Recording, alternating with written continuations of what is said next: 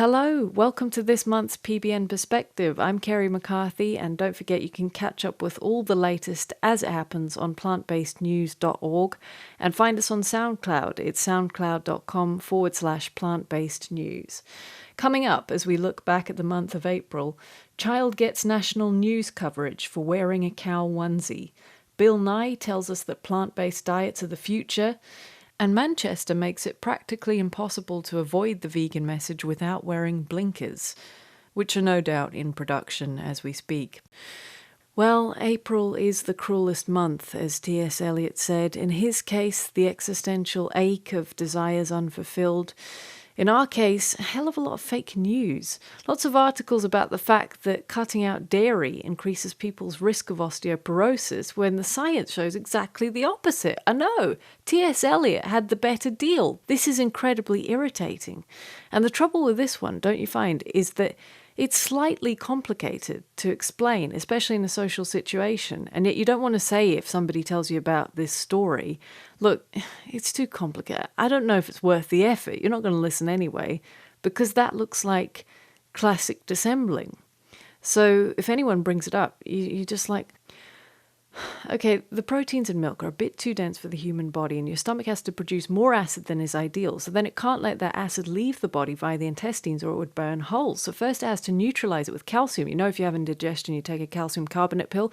Yeah, because that's how you neutralize acid. So that's what it has to do, and often it will use all the calcium in the milk you've just consumed, but even then it's not enough, which means it has to go to the bones to get more calcium, which over time can be significantly corrosive and actually cause bone problems. And it's round about the first sentence that you realize, I've fallen into radio vegan here, and yet I can't stop. These people need to know this. In fact, you know this Elon Musk idea of hooking the human brain up to the cloud? It's obviously worrying because it risks the future of mankind, but if it's going to mean we can share mental links to nutritionfacts.org, then, where do we plug in?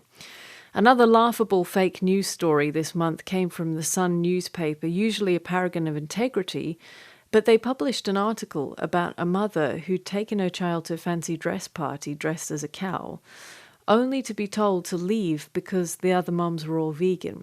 Of course, this is actually a fake news story originally posted here on the Southend News Network, who followed their article up with another reporting on the Sun's feverish gullibility. 24 hours ago, we published a news story about a baby getting kicked out of a vegan party for wearing a cow onesie, including the fact the baby was called Tanya Hyde and the vegan mum was called Esmeralda Soy Abington. On Saturday morning, we received an email from a photo guy at The Sun wanting to sort out an image. Thankfully, our weekend girl, Stephanie, made up naturally, was very helpful. She set up a fake email account and everything just in case. At this stage, we sat and waited with bated breath. Surely someone, somewhere, was going to twig. After all, 3 seconds of Googling Southend News Network would have given them all the information they required to realize the whole thing was a big pile of bollocks. Alas, it was not to be. So The Sun, one of Britain's most popular national newspapers, ran this story, and then they did take it down after a few hours. Somebody must have told them it was fake. But people say, don't they, that the problem with fake news is you can't tell the difference between that and the real news. But if you look at these stories in the sidebar of SNN, Lego launches United Airlines distressed passenger playset. Maybe that could happen, the way the world's going.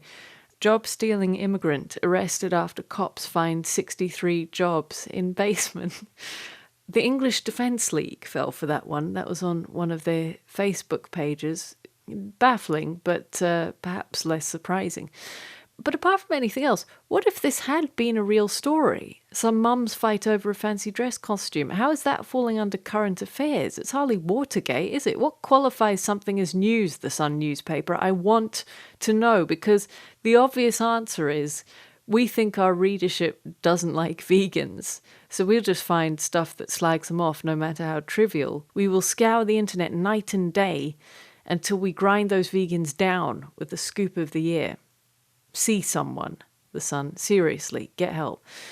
Positive news now. One of Germany's and one of YouTube's biggest car review channels that gets about 3 million views per month, Autogefühl, has put out a message recently to car manufacturers urging them not to use leather in their car interiors. And Robin Raven wrote up the story on the Plant-Based News website at the start of the month. You may have seen our video on it a few weeks before, because Klauss spoke to Autogefühl presenter Thomas Mazurek via Skype. In a nutshell, what was your message? Yeah, so the message I have for the car CEOs, you can also check that separate video there. Thank you for linking to it.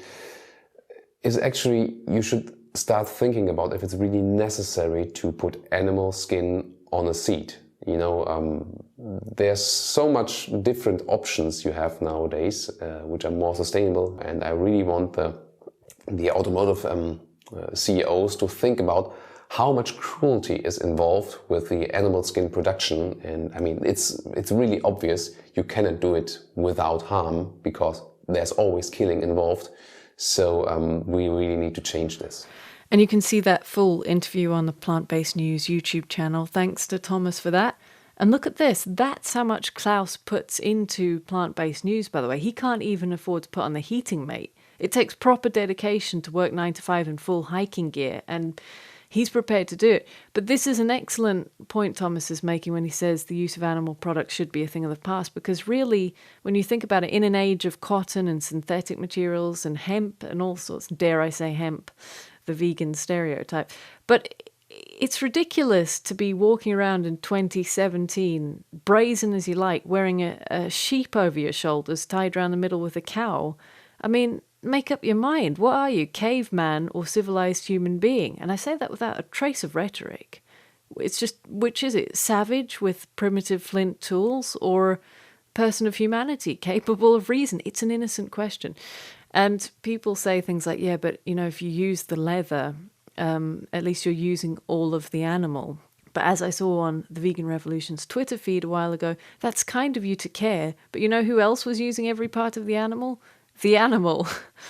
However, if you're looking for fake animal skins, or fake fur at least, there was a quite unbelievable news story this month on how even buying the fake stuff is a minefield. Ed Winters, Earthling Ed, did a brilliant job on Sky News a couple of weeks ago explaining this strange situation where it's actually cheaper to produce animal fur than it is to create the synthetic stuff. The problem is it's so cheap to produce real fur in China. There's no money spent on the welfare of these animals. They're kept in tiny cages where they go insane and they self-mutilate and cannibalize one another. And the way that they're killed is quite often they're anally electrocuted and skinned alive. So there's no money spent on the well-being and welfare of these animals, which means they're incredibly cheap to raise, incredibly cheap to kill, and therefore when they export them into the West, into countries such as the UK, they're incredibly cheap to sell. So if they treat animals like that, it's no surprise at all that they'd feel fine lying to buyers and consumers, because their business model doesn't concern itself with ethics. And one of the popular animals for fur is this raccoon dog species, which I've never heard of before, but just look at that coat. Does that not look familiar? Like those green jacket things you get with the fur trims. You know, there's a way to check whether fur is synthetic before you buy it, as Ed described here. Well, there's a couple of things you can do. The easiest thing to do is to inspect the base of where the fur is. And if it's joined on by like a pelt, or it looks like flesh, then that means it's real fur. If it's on like a mesh or like a fabric, then you should be able to tell that it's fake. Also, the fur will taper off at the end if it's real, so it'll come to a point. If it stays kind of the same thickness all the way along, it would suggest that it's fake, sorry. So, you know, if it's that easy to check what you're getting, it really is despicable that clothes manufacturers claim not to know anything about this. I mean, do me a favour. If we let people know how to check for themselves in the shop, that will hopefully have an impact on sales and on the demand, because vegans and omnivores alike, I'm sure, would be against this, just the way these animals are kept. I learned a rather horrifying word the other day that I hadn't come across before: Anthropocene. That's the scientific term for our current age, in which the geological features of the planet haven't been defined by an ice age or a meteor impact, but by anthropic activity, the activities of humans. Is that not insane? And I know there's a lot of conflict over the nature of climate change and is it anything to do with us at all.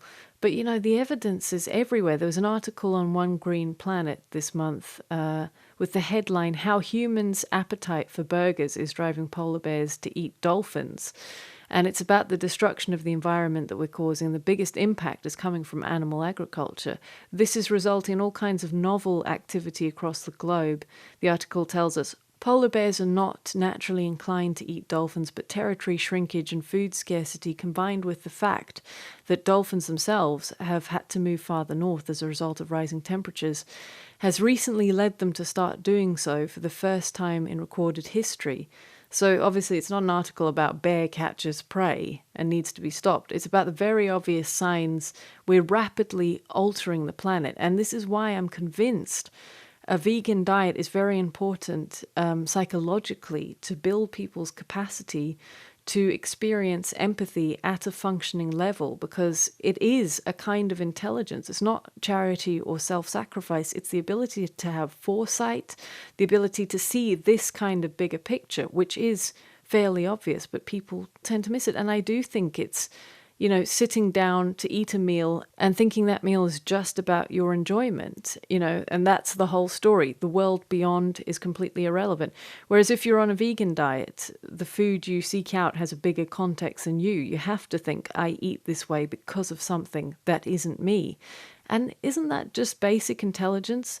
I saw one of the most extreme anthropic influences when I used to go to Gibraltar a lot. There's a small population of Barbary macaques who are obviously very affected by humans. And I swear, they live on a diet of packaged sandwiches and Magnum ice creams. That's their favorite. They nick these off the kids.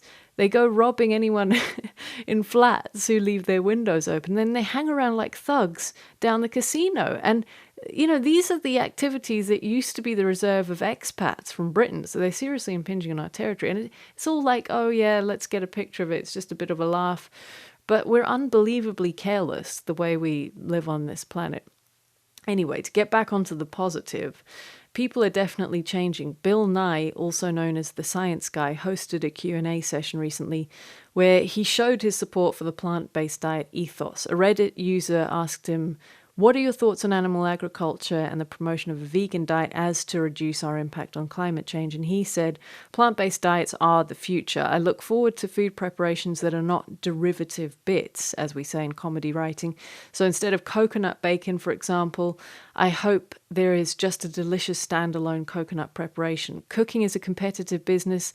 I look forward to the emergence of new plant-based dishes. So he's obviously not a fan of the fake meat products. Yeah, corn is a bit like the methadone of the newly vegan community. But after a while on a plant-based diet, fake meat does seem like more of a fun novelty item than something you crave. Happy Healthy Vegan made a great video on the Bill Nye thing because he's been doing this for quite a while. They found a clip of him dissing paleo diets as well. I have a few questions about what you eat, your diet. People in my time call it the Paleo diet. It's all the rage right now. Paleo diet. Okay. Morons, look at me. Do I look happy? Is this really what you want to be? But some people in my time think eating only protein is inherently healthy. This isn't healthy. I'm being honest with you. I'm not healthy. I'm 17. Yeah, because paleo, in a dietary sense, refers to a time when humans were even less adapted to eating meat than we are now. So if we still get indigestion and issues with regularity, major problems arising from meat that's undercooked, and we've been at it for tens of thousands of years longer, I can't imagine meat would be a prized source of calories for the majority of the paleo period, other than a major fallback food on the savannah. But paleo means, from about 2.6 million years ago up until about 10,000 years ago. So technically it should refer to a plant-based diet if we're going to be pedantic about it, which somebody has tried on Wikipedia, but in their haste they've skimped on the spell checking, which is a shame. Anyway, great to have such a respected name in science educating the public. He is the guy of science. That's his official title, not my words. The words of PBS Children's. Now, this vegan education actually spilled out somewhat into reality. I don't know if you noticed this on April the 22nd, because that was Vegan Education Day I didn't know about it, or I would have arranged to be amongst people and educate them relentlessly, because that's the one day of the year where if someone criticizes you, you can just say, no, check your calendar, mate. You have to let me speak. You do. I would do the same for you on Egregious Barbarian Day. Really, I would. And to any non-vegans listening, you know I'm joking, but Vegan Education Day sounds like a good concept because a lot of people have some kind of physical or even mental health problem, and they may be going to see their doctor and just not getting that information because of an extremely annoying tendency in the world of medicine, illustrated here by Dr. Michael Greger. Now that we know what's going on, what do we have to do? Well, from a 2012 follow-up, the most obvious solution to this metabolic endotoxemia, okay, well, we can reduce saturated fat intake, which in this country is mostly cheese and chicken, but the Western diet is not conducive to this mode of action, and it is difficult for patients to comply with this request. Right? So what? Let's not even tell them, right? I mean, this patronizing attitude in the medical profession of, oh, patients won't change their diet or stop smoking. I mean, even if it's going to kill them, you know, so why bother, right? That attitude may be one of the real leading causes of death. But let's get back. There's a tendency for doctors to make up their patients' minds for them or actually not know the nutritional information in the first place. That old joke about a doctor knows as much about nutrition as his or her secretary, but if the secretary's on a diet, they know more. How do we combat this? We put up massive signs like this in Manchester city centre. It's very hard to avoid education when it looks like that. I mean, you pretty much have to stay indoors. Manchester in England really went to town on all this vegan stuff. Go Vegan World sent out 300 buses onto the streets with huge adverts on them. There were bigger posters like this, and I don't even understand some of the things they did. 60 pavement impressions, for example, jet washed onto the pavement. How does that work? And Go Vegan World is a public advertising campaign run by Eden Farmed Animal Sanctuary in Ireland, and their website's got some very interesting stuff to say in a very lyrical way with words. The aim of Go Vegan World is to expose this inconsistency between our values and our behavior. We claim to respect fact, yet we live according to myth. I mean, that's brilliantly put, isn't it? If you're listening outside the UK, Manchester is this city. I don't know if you saw this photo going viral. Looks like a Renaissance-style painting and really captures the vibrant mix of drunk people and criminals. But the UK has a lot more to offer than that, like the Cumberland Pencil Museum in Keswick. So how did Mancunians react to all this? Well, one commenter said, "I'm ready to listen." And another said, "While I understand and respect vegetarianism, to me veganism is an unhealthy extreme and promoting such a lifestyle is irresponsible. Hence the need for Vegan Education Day." This commenter unwittingly answered the question in the opposite direction. Finally, Pamela Anderson is a dark horse, although never for long. After revealing her relationship with Julian Assange, she's told the papers that she's going through the menopause. And see, to me, we're back to cow onesie territory again, metaphorically speaking, you understand. But what the hell qualifies as news nowadays? Woman ages. But anyway, it's a positive story for vegans because she advocates employing a vegan diet instead of going down the pharmaceutical path to quell the symptoms. The Evening Standard says, although vegan diets are thought to help with symptoms, there isn't much evidence. And again, I think we're back to the vegan education thing here because a lot of women don't know about this, but there have been studies on it, like one conducted by anthropologist Margaret Locke in the 80s, where she compared the experiences of thousands of menopausal women in Japan, America, and Canada, and found that Japanese women frequently reported no symptoms other than the cessation of their cycle. The mechanism might be something to do with the fact that plants are replete with plant estrogens that seem to work in harmony with the human body. If you go to nutritionfacts.org and search for this, there are several videos on the subject. See, Elon, this is where I need you, mate. I just want to press a button and have our dear listener know the information.